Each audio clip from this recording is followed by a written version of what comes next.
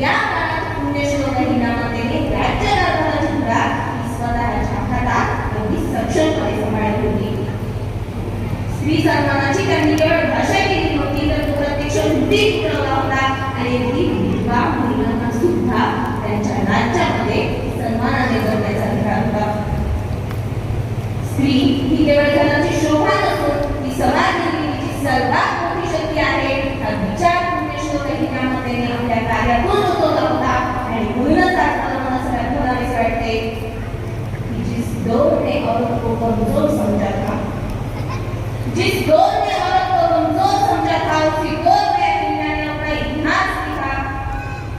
चुपचाप सहने को मजबूर ही कभी, जो चुपचाप सहने को मजबूर ही कभी, उसी अहिल्या ने उनकी सत्ता को अपना जवाब दिया, उसी अहिल्या ने उनकी सत्ता को अपना जवाब दिया।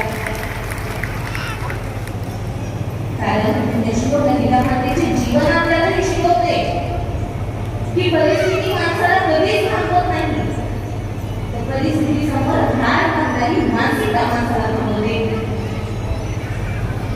पुण्यश्लोक अहिल्याबाई या केवळ एका राज्याच्या राणी नव्हत्या, तर त्या विचारांच्या सिंहासनावर विराजमान झालेल्या एक राजमाता होत्या।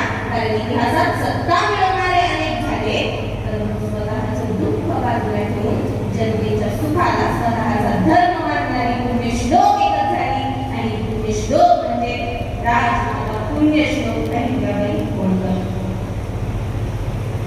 अगदी आजही आपण भारतीय संविधानातील जी स्वातंत्र्य, समता, न्याय, बंधुता, लोककल्याण यासारखी जी सर्व मूल्ये पाहतो ती केवळ आपण इतर देशांच्या पुस्तकातून घेतलेली पुस्तक नाही, तर आपल्या भारत खंडाच्या गौरवशाली इतिहासातील काही व्यक्तींनी त्याची प्रत्यक्षात जगून दाखवली आहे, ज्या आपल्याला होळकरशाहीचे आणि त्यावेळी पुण्यश्लोक अहिल्यामातेचे नाव घ्यावेच लागते।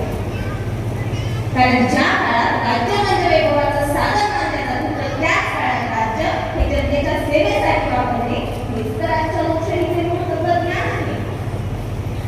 स्त्री असूनही तब्बल 29 वर्षांचे त्यांचे सक्षम नेतृत्व ही आजच्या समानतेची प्रेरणा आपल्याला देते।